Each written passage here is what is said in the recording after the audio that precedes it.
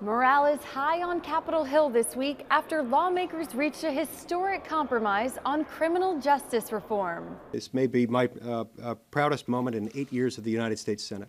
Even Senate Democrat Dick Durbin, who's pushed this issue for years, and many of his colleagues praised the White House, specifically President Trump's son-in-law Jared Kushner, for helping to deliver this bipartisan victory. We worked with him throughout this whole endeavor.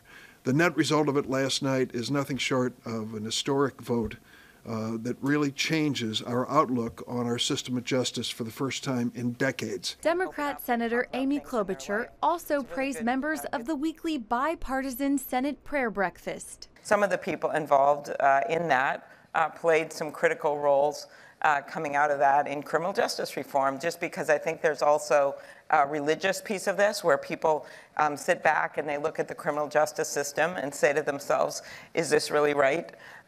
Is this consistent with sort of faith-based look at the world? Key components in the First Step Act include lowering mandatory minimums, allowing more inmates to serve time under house arrest or halfway homes instead of prison cells, giving judges more discretion for sentencing certain crimes, and outlawing the shackling of pregnant inmates.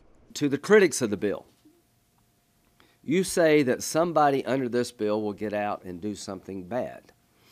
That's probably true.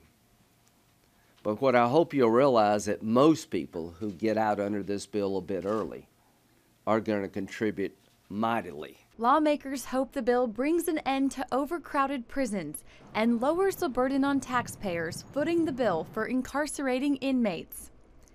Senator Cory Booker, however, reminds his colleagues this is indeed just the first step, and there's more work to be done on this issue. There are still lots of injustices that we need to address. This is a first step in a long journey, and the bipartisan commitment, including the White House, who said to me they're committed to continuing the work.